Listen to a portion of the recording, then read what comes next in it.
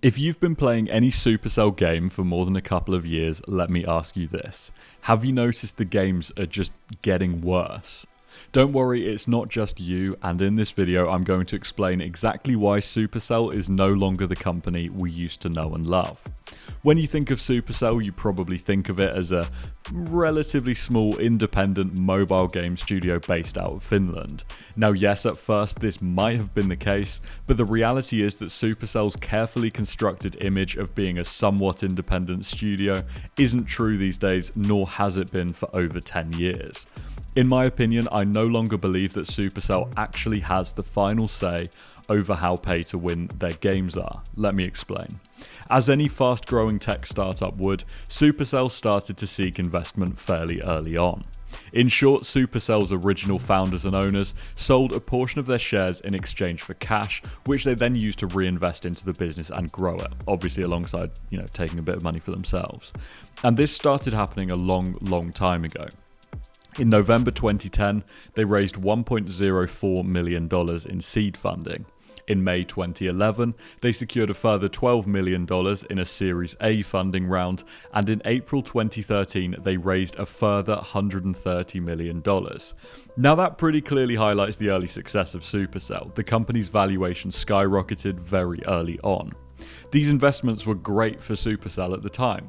Suddenly they were able to hire more staff, spend more on advertising, and just enhance their offerings overall.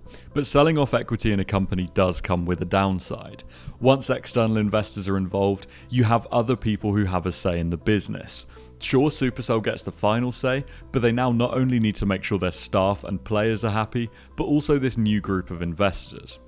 And sure, these investors might have pretty much left Supercell to do their thing at the time, but at the end of the day, pretty much the only reason investors invest in startups is with the hope of making a massive amount of money when the company either goes public or gets bought out. Let's take a look at their Series B round, which was the biggest one at the time, to quickly take a look at the impact of this.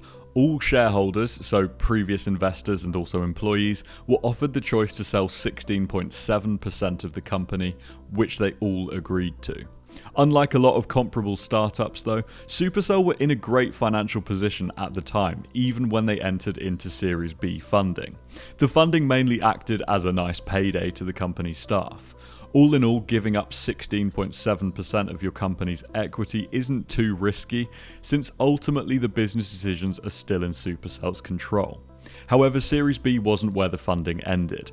Around the end of October 2013, Supercell raised a further $1.5 billion, which came from two investors which are actually the same company in reality: SoftBank, a Japanese telecom and tech company, and Gung Ho, a games company. In exchange for this pretty immense amount of capital, SoftBank and Gung Ho ended up owning 51% of Supercell.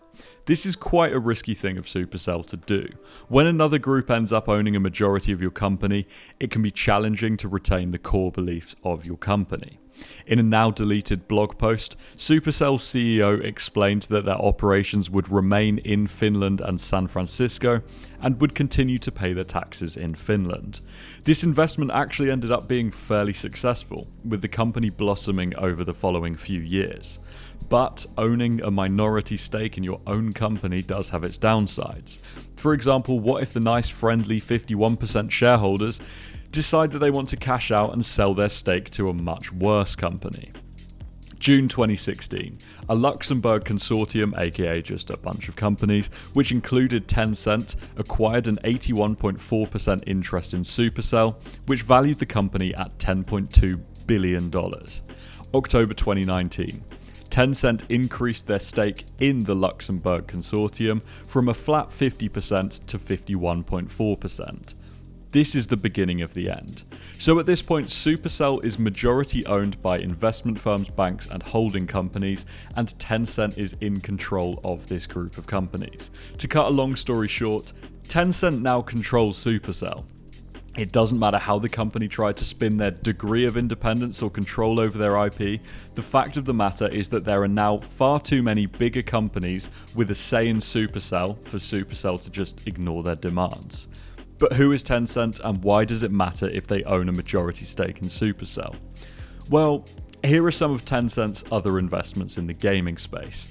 Riot Games, the makers of League of Legends and Valorant. Tencent owns the company in its entirety. Epic Games, the makers of Fortnite, they owned about 40%, give or take. Miniclip, 16.25% of From Software, the makers of Elden Ring. Ubisoft, WeChat, Activision Blizzard, Bluehole, who make PUBG, Paradox, Discord, and several more. Tencent's investment in these companies vary, with some being small minority stakes and others being straight up takeovers. Today, Tencent reportedly owns 84% of Supercell. And I'm sorry, but no matter how much complete copium is shoveled out by the Supercell execs about how they're just as autonomous and independent as they are to this date, I just don't buy it. Let's take a look at some of the changes we've seen since Tencent took control. They removed global chat from Clash of Clans. I'm not going to explain why this might have been done, but it is worth knowing that Tencent is actually largely driven by the thousands of CCP members it employs.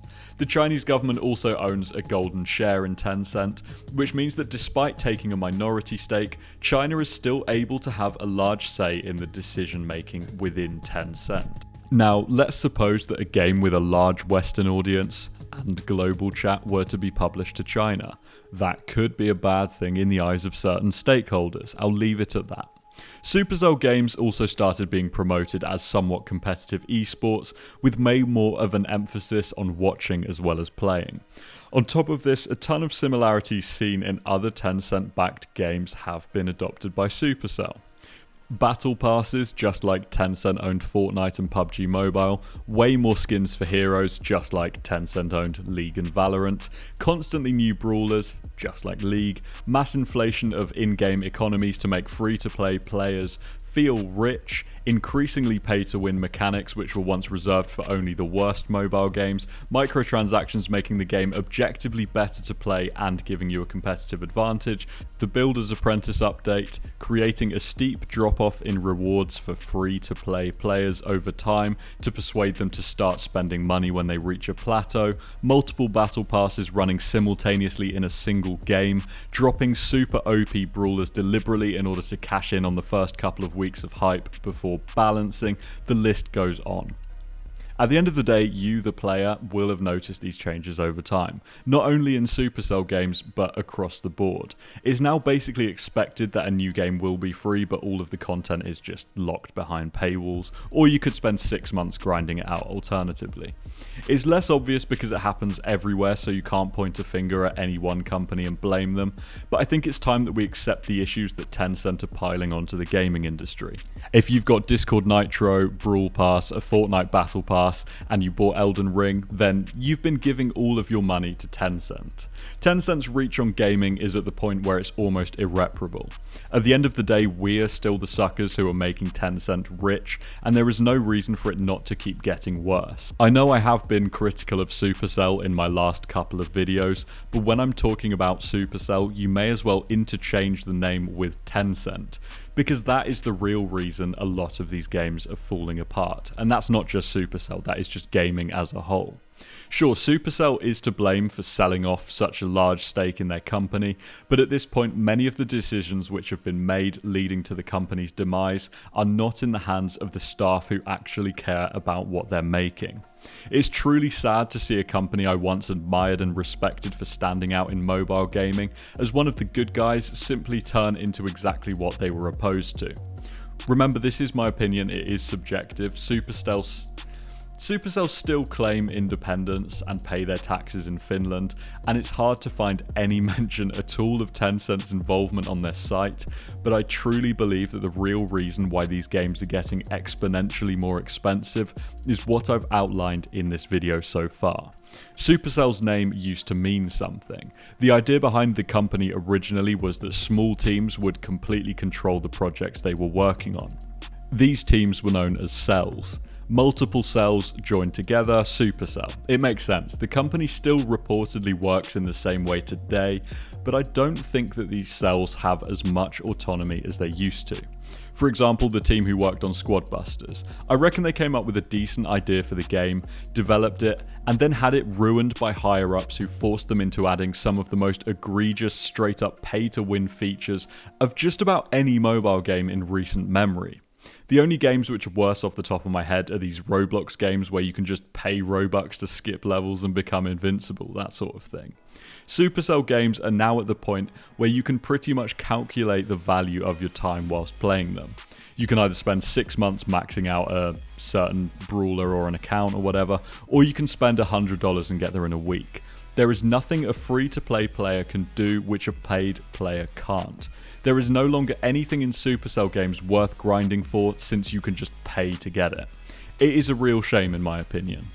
What's also a shame is just how many butthurt Supercell fans refuse to accept how much they are being rinsed. Google Tencent Clash Royale and you will see what I mean, especially on Reddit. Look, at the end of the day, if you enjoy the game, keep playing it. I just think it's worth bearing in mind that your hard-earned money is being taken from you because one of the biggest companies in the world obviously wants more money. Surprise, surprise. To them, Supercell is just a tiny little investment in the whole scheme of things. If they can milk Supercell's fans for all they're worth until a game is completely dead, it doesn't matter to them. They have thousands of other games for you to play instead. They don't care what you play, it's all owned by them anyway. It's the illusion of choice. Thanks for watching, make sure to subscribe. My next video is going to be more in depth about how gaming as a whole is being destroyed by just a handful of companies like Tencent. I know I tend to ruffle some feathers when I make videos like this, but I'm genuinely sick of seeing what was at one point one of my biggest passions get driven into the ground by overly predatory business practices. As long as we keep paying for battle passes and gems and skins and DLCs, games are going to keep getting not only more expensive but worse.